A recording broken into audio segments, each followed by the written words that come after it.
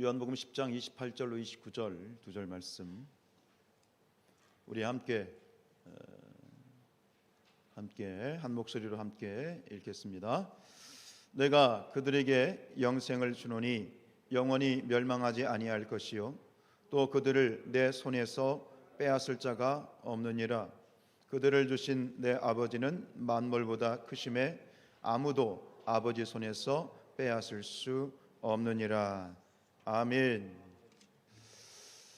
네, 오늘 2월의 첫째 주일 이 예배 가운데 함께 하신 모든 분들에게 하나님의 큰 은혜가 함께 하시길 축복합니다. 어느 교회 한 성도님이 자기 담임 목사에게 찾아가서 이렇게 질문을 하나 했다고 합니다. 목사님, 예수님께서 가룟 유다를 제자로 선택하셨는데 근데 어떻게 예수님이 가룟 유다를 제자로 선택하셨을까요? 예수님은 모든 걸 다 아시는데 가룟 유다가 예수님을 팔아 넘길 것도 예수님이 아셨을 텐데 그렇게 악한 존재인 걸 아셨는데 왜 예수님은 굳이 가룟 유다를 제자로 선택하셨나요? 좀 이상하지 않습니까? 그 질문을 받고 이 목사님이 선뜻 대답을 못합니다. 그래서 좀 생각하시다가 입을 떼셔서 이렇게 대답을 하셨다고 합니다. 네, 성도님, 근데 저는 예수님이 가룟 유다를 제자로 선택하신 것보다 더 이상한 것 한 가지가 있다고 생각합니다. 그것은 뭐냐면 주님께서 나 같은 사람을 목사로 택하셨는지 전 그게 더 이상합니다 라고 대답을 했다고 하죠. 이 이야기를 이제 놓고 묵상을 하게 될 때 제 자신을 한번 돌아보게 되었습니다. 저도 가끔 전에 그런 생각을 했던 적이 있는 것 같습니다. 신학을 하고 목사로서 목사가 되기 위해서 여러 가지 공부도 하고 여러 가지 훈련도 받고 하면서 제 안에 그런 생각이 있었던 것 같아요. 이 정도면 되지 않나? 공부도 할 만큼 했고 또 여러 가지 경험도 많이 했고 목사로서 이 정도면 되지 않았나? 아마 제가 박사학위를 받았을 때 그런 생각이 최고조에 이르렀던 것 같아요. 굉장히 교만한 거죠. 근데 시간이 지나면서 지금도 마찬가지지만 하나님 앞에서 제 자신을 돌이켜 볼 때 제 자신을 보면 결국 사도 바울이 고백했던 그 고백밖에는 드릴 게 없더라고요. 로마서 7장 24절 말씀, 오호라 나는 곤고한 사람이로다. 이 사망의 몸에서 누가 나를 건져내랴.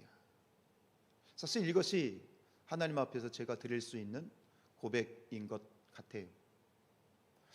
오호라 나는 곤고한 사람이로다 라는 말을 하나의 단어로 바꾸면 나는 구제불능입니다 라는 뜻입니다.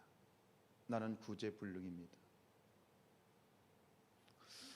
여러분, 이것이 누구든지 진지하게 하나님 앞에 섰을 때 우리는 이와 같은 경험을 하게 됩니다. 진지하게 하나님 앞에 섰을 때 구약의 이사야 선지자 아시죠? 이사야 선지자가 하나님을 만나게 돼요. 그래서 하나님을 대면하였을 때 이 이사야 선지자가 하나님 앞에서 뭐라고 고백하냐면 화로다. 나는 망하게 되었도다. 한마디로 나는 이제 죽었다 라고 얘기를 합니다. 그리고 신약에 건너와서 이 베드로 아시죠? 이 베드로가 예수님을 처음 만났을 때 그 모습을 보면 밤새 고기를 잡았는데 고기를 못 잡았어. 그리고 허탕치고 돌아오는데 예수님이 말씀하시죠. 이보게 저 깊은 곳에 가서 한번 그물을 던져보게. 그 예수님의 말씀을 의지해서 베드로가 그물을 던졌을 때에 밤새 허탕쳤던 그 그물이 찢어질 정도로 이 물고기를 잡는 엄청난 기적을 체험하죠. 그 사건이 있고 난 다음에 무트로 올라온 베드로가 예수님께 던진 한마디, 예수님께 말한 그 고백, 첫 번째 고백이 뭐죠? 주님, 나를 떠나십시오. 나는 죄인입니다. 라는 고백입니다. 여러분, 하나님 앞에서 정말로 하나님의 믿고 하나님의 존재를 믿고 하나님의 임재를 믿는다면 하나님의 빛 앞에서 우리는 그 어떤 것도 숨길 수 없다는 사실을 인정할 수밖에 없습니다. 세상에서는 적당히 숨길 수 있고 감출 수 있고 그렇지만 하나님 앞에서는 우리는 절대로 숨길 수 없기에 하나님 앞에 서면 우리는 참으로 두렵고 떨릴 수밖에 없습니다. 솔직히 나 같은 죄인이 어떻게 구원을 받을 수 있을까? 어떻게 나 같은 사람을 하나님이 선택하셔서 이 거룩한 제단의 목사로 세우셔서 이 제단에서 설교를 할 수 있게 하실까? 그게 참 이상한 거죠. 그게 놀라운 거죠. 그런데 여러분, 낙심할 필요가 없다라고 말씀하십니다. 왜냐하면 구원은 나로 말미암는 것이 아니라, 구원이라고 하는 것은 나로 말미암는 것이 아니라 하나님께 있는 것이다. 구원은 하나님이 주관하시는 것이고 구원의 전권은 하나님이 가지고 계시다 라고 성경은 우리에게 대답을 하십니다. 시편 3편 8절 말씀 시작. 구원은 여호와께 있사오니 주의 복을 주의 백성에게 내리소서. 이 세상에는 두 가지 종류의 사람이 있습니다.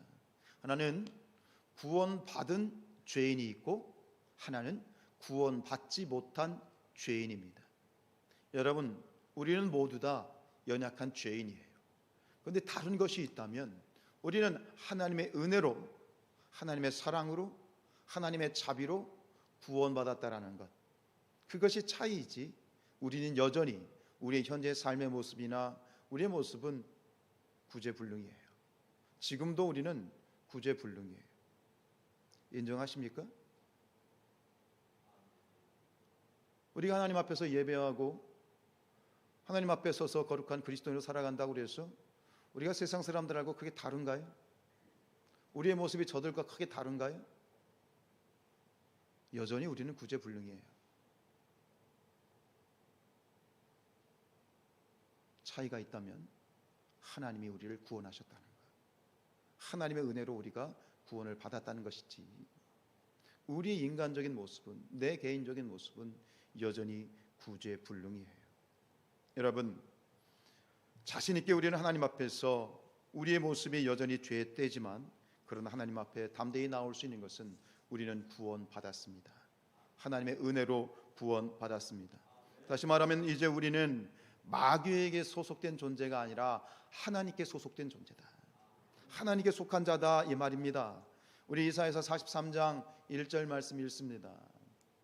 시작. 너는 두려워하지 말라. 내가 너를 구속하였고 내가 너를 지명하여 불렀나니 너는 내 것이다.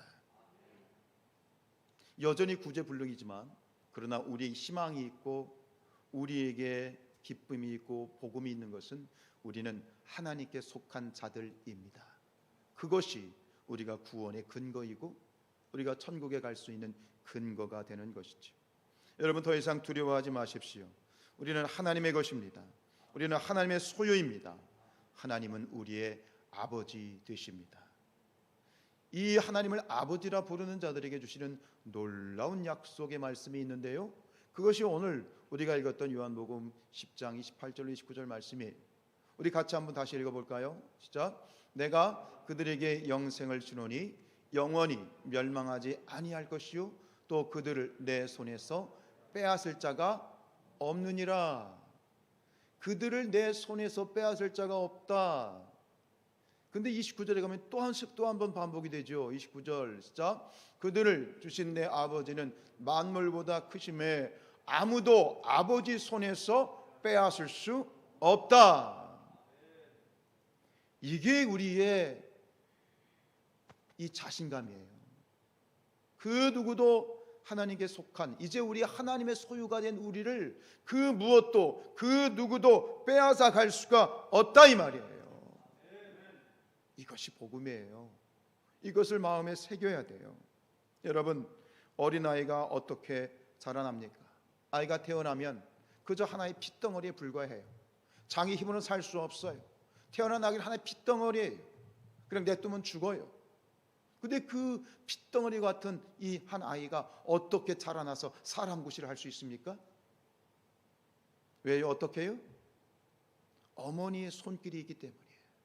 나실제 괴로움 다 잊으시고 기를째 밤낮으로 애쓰는 마음 진 자리 마른 자리 가라뉘시며 무엇이 다닳도록? 손발이 다닳도록 고생하시네. 하나님의 손 핏덩어리 같은 것을 거들어 주시고 젖을 물려주시고 똥 오줌 가려주시고 안아주시고 업어주시는 그 어머니의 손이 있었기 때문에 오늘 우리가 이렇게 사람 구실하는 거예요. 인정하세요? 누가 어머니의 손에서 아이를 빼앗아갈 수가 있겠습니까? 어진 어머니라면 차라리 내 목숨, 자신의 목숨을 내어놓을지언정 절대로 내 품 안에 있는 아이는 내어놓지 않습니다. 이것이 어머니이죠. 이것이 바로 나와 하나님과의 관계예요. 나와 우리와 하나님과의 관계. 역시 마찬가지로 하나님의 손이 우리를 붙들고 계십니다. 여러분, 우리가 얼마나 연약한 존재입니까? 이렇게 여러분들 나와서 예배하는 모습을 보면 다들 번듯하시고 예쁘시고 아름다우시고 신사숙녀가 따로 없습니다. 그러나 한 주간의 삶을 돌이켜보시면 저는 모르지만 우리 스스로는 알지요.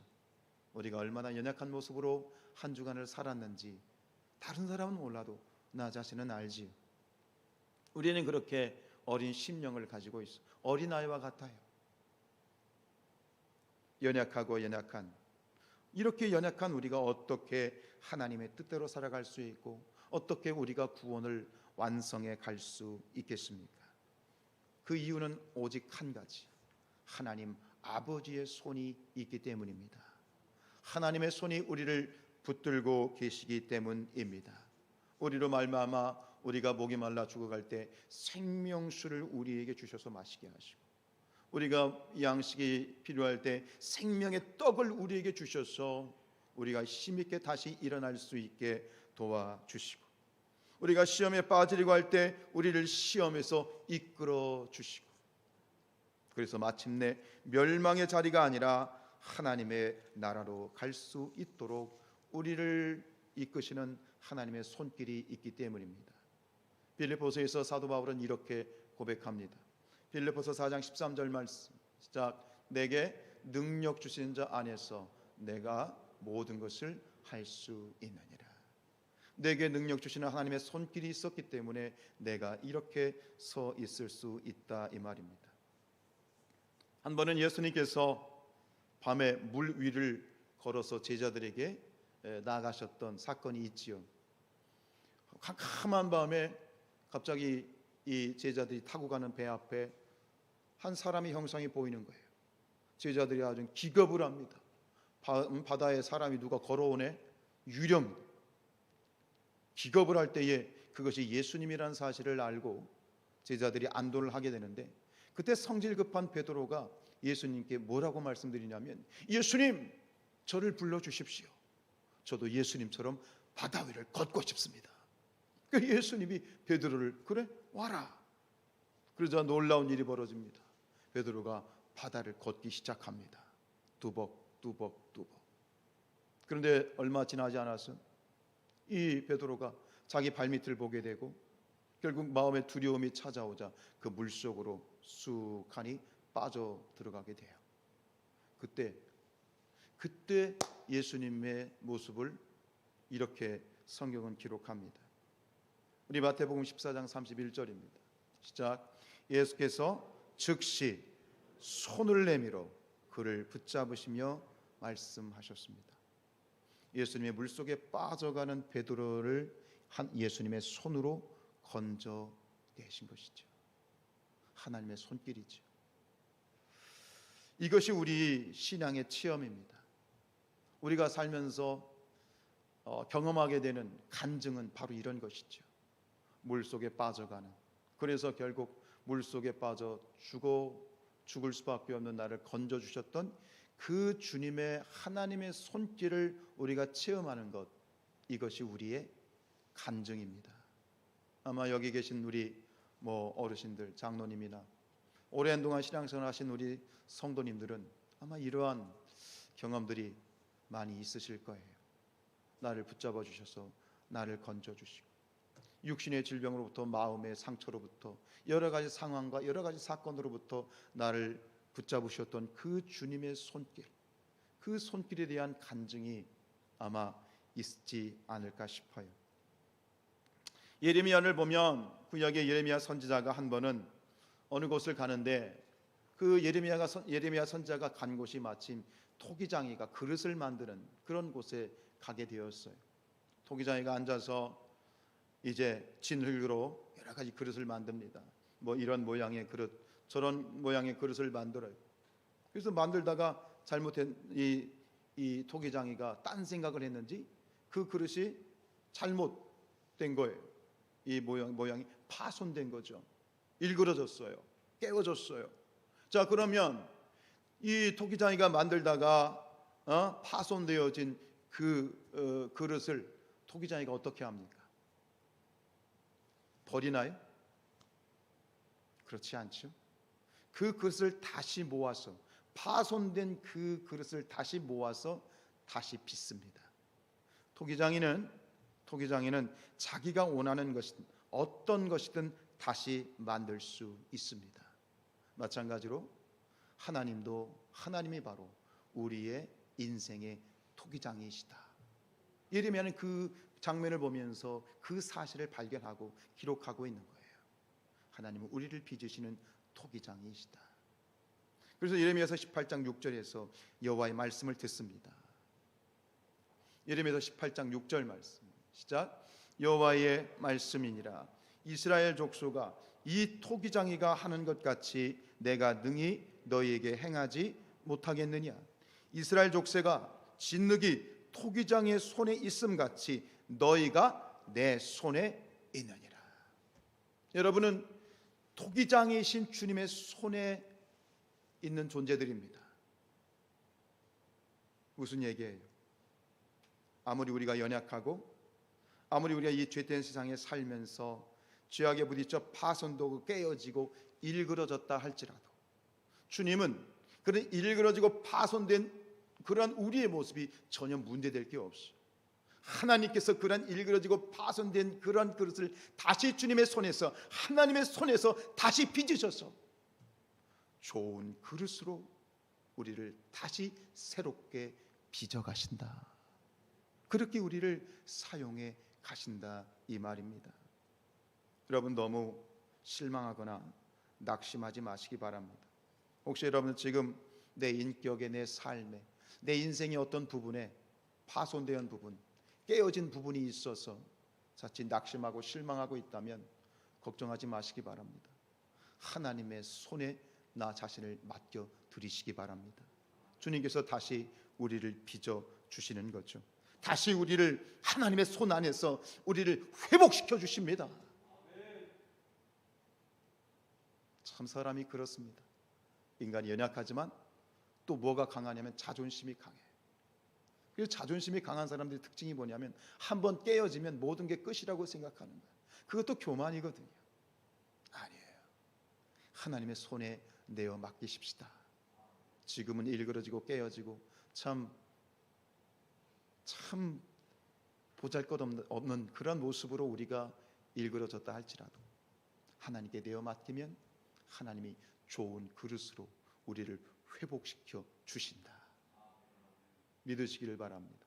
이것을 시편 37편 24절에서 이렇게 말씀하십니다. 시작.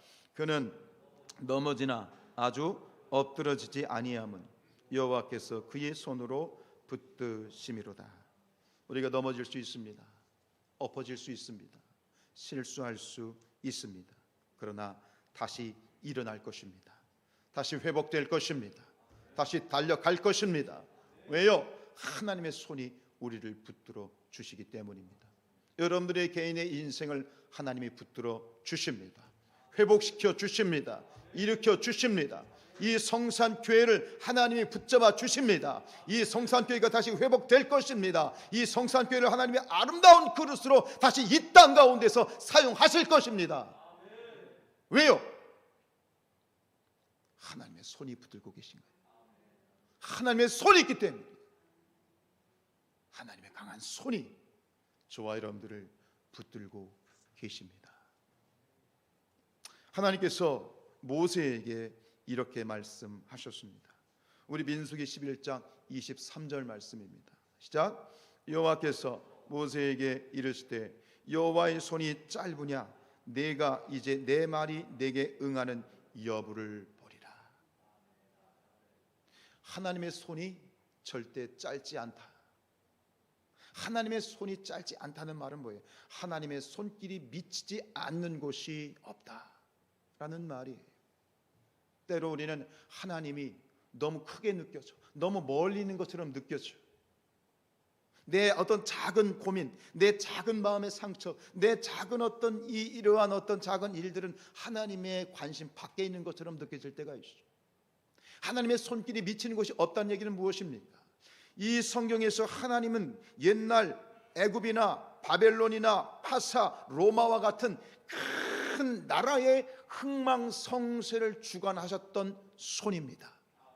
그런데 동시에 3개월 된 핏덩어리, 왕의 명령에 의해서 3개월 만에 갈대 상자에 버려져서 이제 그렇게 버려질 수밖에, 죽을 수밖에 없는 핏덩어리, 3개월 된 핏덩어리 모세의 그 울음소리를 들으시고 그 나일 강가에서 그 3개월 된 핏덩어리 된 모세를 건져주셨던 그 손길이 하나님의 손길입니다.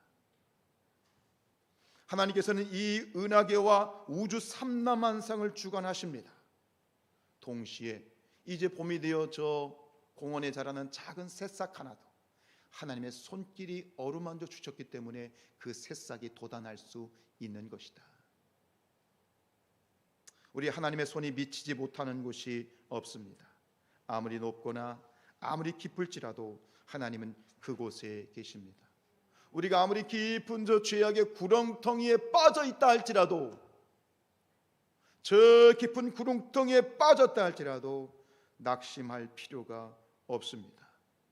하나님의 손은 그곳까지 충분히 미쳐 오시기 때문입니다. 하나님의 손은 저 수천 년 전 아브라함을 인도하셨습니다. 하나님의 손은 저 모세를 인도하셨습니다. 하나님의 손은 저 수많은 이사야와 예레미야 선지자들을 인도하셨습니다. 그런데 그 과거에 미치셨던 하나님의 손이 과거의 손이 아니라 지금도 저와 여러분의 삶 가운데 지금도 우리를 이끌고 계시고, 오늘 여러분들이 이 자리에 나와서 아마 오시기 전에 그런 마음이 있으셨던 분이 있을지 몰라요. 교회에 갈까 말까, 오늘은 그냥 쉴까. 그러나 그 모든 순간순간마다 오늘도 하나님께서는 당신의 그 사랑의 손길로 우리를 어루만져 주시고 우리의 손을 잡아서 이끌어 주시고 오늘 이곳에서 우리로 하여 예배할 수 있게 하셨습니다. 그것이 하나님의 손입니다. 이 땅 남한에 있어지는 모든 일들 뿐만 아니라 여전히 철의 장막으로 신음하고 있는 저 북녘 땅에서 눈물로 기도하고 있는 우리 성도들의 기도를 들으시는, 그들을 이끌고 계신 것이 하나님의 손길입니다. 하나님의 손은 미치지 못하는 곳이 없습니다. 로마서 8장 39절 말씀입니다. 시작. 높음이나 깊음이나 다른 어떤 피조물이라도 우리를 우리 주 그리스도 예수 안에 있는 하나님의 사랑에서 끊을 수 없으리라. 이것이 하나님의 가없는 사랑의 손길입니다. 믿으시기 바랍니다. 하나님의 손이 미치지 못하시는 곳이 없습니다. 언제 어디서나 하나님의 손길을 의지하시기를 주님의 이름으로 축복합니다. 작은 간증을 하고 오늘 말씀을 마치려고 합니다. 여러분, 우리가 살아가다 보면 그런 경험이 조금씩은 있는 것 같아요. 그걸 내가 정확하게 뭐라고 설명할 수는 없는데, 생각해 보면 우연일 수 있는데 절대 우연 같지 않은 사건, 그냥 우연일 것 같은데 우연으로 우리가 치부할 수 있는데, 근데 자꾸 마음에 뭐 어떤 생각이 드냐면 엄청난 하나님의 역사가, 하나님의 손길이 나를 붙잡아 주신 것 같은 그런 사건이 있는 것 같아요. 제가 문득 뭐 제가 의도해서 그런 게 아니라 가끔 제게 문득 생각하는 그림이 하나 있어요. 그게 제가 중학교 때 경험한 사건이에요. 아마 중2 때인가 3 때인가는 모르겠는데, 이제 고향에 이제 이 몽산포 옆에 있는 남면제일교회라는 교회를 다녔는데, 그 교회에서 이제 우리 동무들하고 교회 학생부 이제 원들이 같이 배구를 하는 거예요.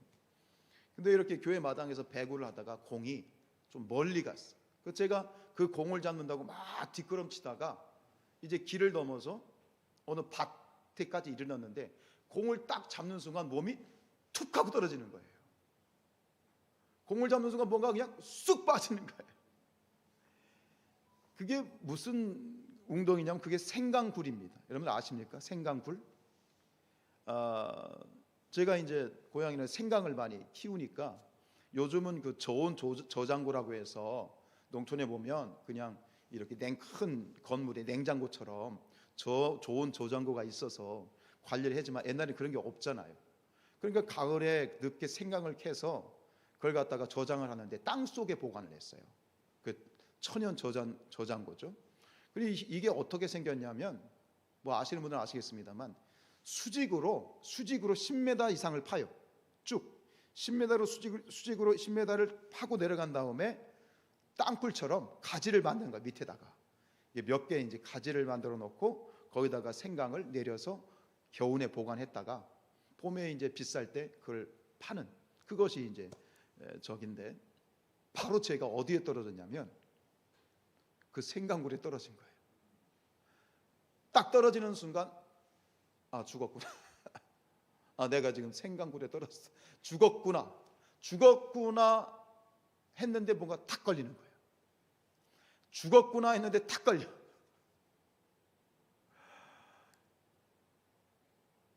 그게 떨어졌으면 10m에서 최하 다리가 부러졌든지 아니면 그냥 죽었든지 했겠죠. 근데 놀라운 건 뭐냐면 그 굴이요, 무너진 굴이었던 거예요. 온전한 굴이었다면 그냥 떨어졌는데 그 굴이 한 2m 정도 밑으로는 그냥 이게 무너져 가지고 메꾸어진 굴이었던 거예요. 그 위에다가 이 지프로 나무로 그냥 얼키설키 해가지고 그냥 해놨으니 그걸 밟았으니 우두둑 하고 떨어진 거지. 근데 그냥 우연일 수 있지 않습니까?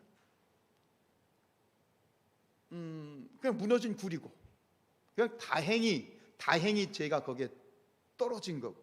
근데 그 순간에 어린 제 마음 속에 정말 그 순간적 강력하게 제게 마음이 드는 건 뭐냐면, 어떤 마음이 드느냐면 하나님이 살려주셨다 하는 마음이 드는 거예요. 우연일 수 있어요. 그리고 뭐 거기에 대해서 하나님이 음성을 주셔서 내가 너를 살렸다 뭐 이런 것도 아니야. 근데 지금도 마찬가지. 이 말씀을 준비하면 갑자기 그 마음이 드는 거예요. 그냥 들어. 잊을 수가 없어. 그냥 강하게 제 마음에 이렇게 새겨져 있는 것은 하나님이 나를 붙들어 주셨구나, 하나님이 나를 지켜주셨구나, 그런 마음의 확신이 막 하고 들고 평생 잊지를 못하는 거예요. 우연일 수 있지요. 그저 아무런 일이 아닐 수 있지요. 그런데 여러분, 우리의 삶, 저뿐만 아니라 저는 우리의 모든 인생에도 마찬가지라고 생각해요. 그저 우연일 수 있지만 절대로 우연이 아닌, 하나님이 붙들어 주시고 하나님이 지켜주신 놀라운 사건들이 저는 우리의 삶 가운데 우리가 몰라서 그렇지, 깨닫지 못해서 그렇지, 그런 일들이 분명히 엄청나게 많다고 저는 믿습니다. 여러분, 우리가 주님을 따라가는 그 길이 평탄대로가 아니죠. 때로는 함정도 있고, 또 사단이 이렇게 매복하고 있다가 복병처럼 나타나서 우리를 공격하기도 하고, 이런 우리 인생의 길, 이런 연약한 우리가 어떻게 이 하나님의 뜻을 따라서 우리의 인생길을 또 우리의 구원을 완성하고 하나님 나라까지 제대로 갈 수 있을까요? 내 힘으로요? 천만의 말씀 마음 안에 콩떡이죠. 할 수가 없습니다. 이것은 분명합니다. 우리가 이 길을 올곧게 걸어갈 수 있고 마침내 저 하늘나라에 갈 수 있는 오직 한 가지 이유는 하나님의 손길이 있습니다. 하나님의 손길이 우리를 붙들고 계시기 때문이고, 우리가 깨닫든 깨닫지 못하든 인식하든 인식하지 못하든 분명한 사실은 하나님의 손이 우리를 붙들고 계시다. 믿으시길 바랍니다. 그리고 기도하시기 바랍니다. 하나님, 오늘도 나를 붙들어 주십시오. 하나님의 손이 나를 붙들지 않으면 제가 어떠한 무지하고 어떠한 연약한 모습으로 또 살아갈지 모릅니다. 하나님 붙들어 주십시오. 하나님 붙들어 주십시오. 우리는 수십, 수백, 수천, 수만 번 실수하지만 하나님은 절대 실수하지 않는 분이신 것을 제가 믿습니다. 하나님 붙들어 주십시오. 하나님 붙들어 주십시오. 그런 마음을 가지고, 그러한 기도의 소원을 가지고 우리 함께 찬양하겠습니다. 하나님 한 번 더 나를